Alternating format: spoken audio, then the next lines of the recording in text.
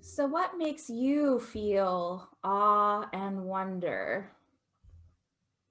Kids, adults, anyone? When was a time that you felt awe or wonder? Looking at the stars. Yeah, looking at the stars. And most recently, when Saturn and Jupiter showed up on the horizon, that was pretty amazing. Yes, what's it called? The convergence? I'm forgetting there was a meteorological word for it, or astrological. Okay, I don't know anything about stars. It's been 900 years since they got that close. Right.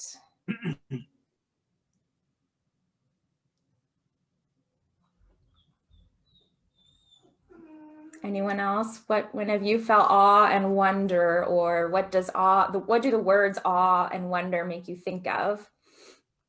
And you're welcome to put it in the chat too, if you'd rather not say it out loud or unmute yourself. I think it's something that maybe takes my breath away. Yeah. It's something bigger than me, something that usually comes from nature, now and then from some of mankind's finer creations, but pretty much like the video you showed. Yes. Yeah. The volcano peaks in Guatemala, especially the ones that are puffing smoke. The one we climbed. Yeah. You get to get up close to them? Oh yeah, you just pay a fee and they'll take you on up there and let you ride a horse up. Wow. And so you get close to the smoke? Wasn't really, this one wasn't smoking, but it had erupted about a year earlier. And we could find holes in the ground up near the top where you could feel heat coming up. Wow. We roasted a marshmallow. How fun. I've always thought, oh, volcanoes, so exciting, because we don't have them here. How cool. Jan said in the chat, a newborn baby. Yeah, that's a good one too. Just how marvelous that a person can be born, and what a gift that is. I have thought a lot about the experiences of awe and wonder in my life, and one of the things that has always really gotten me is water, kind of like we saw in that video. Wherever I have lived, I have found myself drawn to sources of water. And even though they haven't always been these like huge senses of awe, it's a awe that kind of stills me. I grew up in Memphis, Tennessee. Memphis is situated on the Mississippi River. And so I think, that's part of it, is that I always had this sense of being able to orient myself directionally, like north, south, east, west, by thinking about where is the river. And so in the first apartment that Blake and I lived in Indianapolis, it was in Broad Ripple, if you know Indianapolis, and there was a trail right behind our townhouse complex. And about a half mile up the trail, there was a bridge over the White River. And, not the most beautiful or astounding river, but it became part of our practice and mine to just walk there. We would go to the bridge. In our second house in Indianapolis, we lived on the east side of Indianapolis, and right down the block from us, there was this tiny creek. And as happens in a lot of cities, there were signs talking about not getting in the water because it has various pollutants. There's creeks like that in Louisville too, I know. But there was a little bridge over that little creek, and we would often go and walk down to the bridge just to look at the water and find ourselves, or at least for me, centered. Lydia would climb up on, the edges of the bridge, and we'd look for these little fish, and children maybe are the best at showing us awe and wonder, because she would be always so excited about seeing, the world's tiniest fish in this, little sad, polluted creek. Water is beautiful. Water is a source of our life.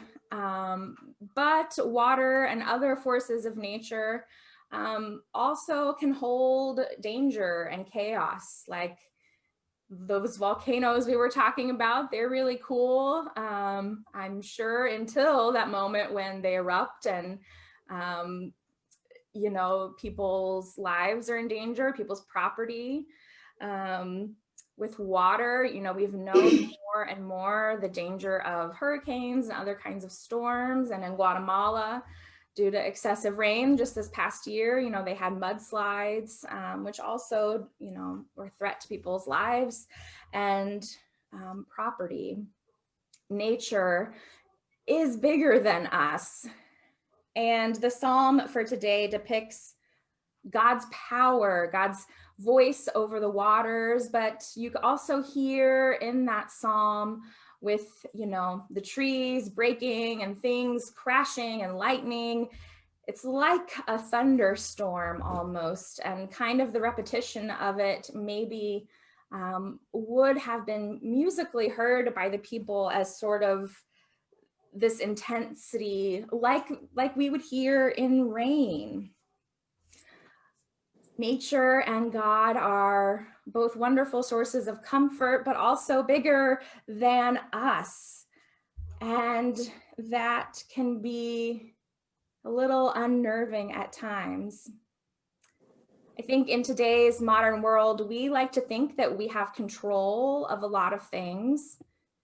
In fact, I would say that that's one of our biggest sins, is trying to control anything and everything and everyone.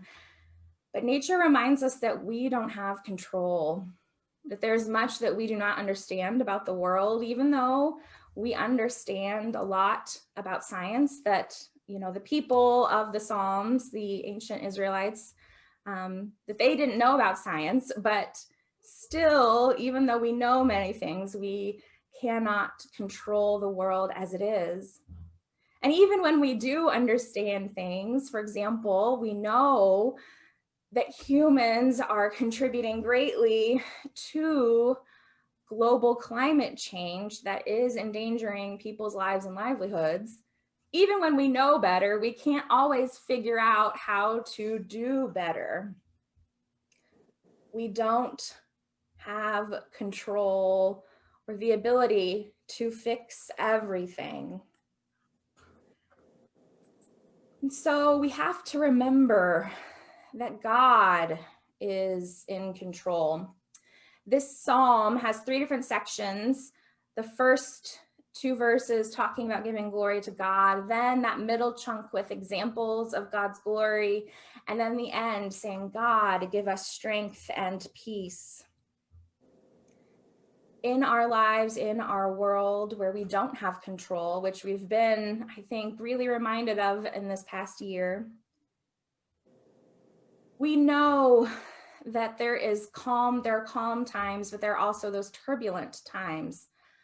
Life is a mix of storm and gentle flowing creeks. We cannot avoid pain and sorrow as much as we may want to. But God is the bookends of all of our lives, at the beginning and the end and everything in between.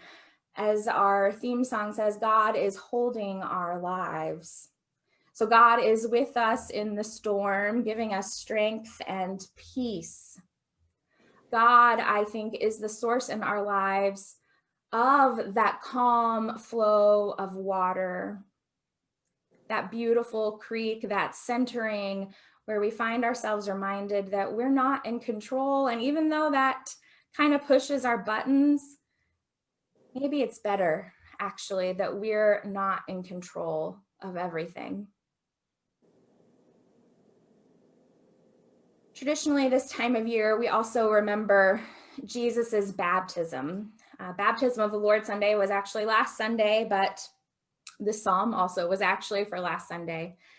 And in that story, we hear about Jesus going to the water of the Jordan, mucky, dirty water, sinking his toes into the mud, probably, that was on the bottom of the river.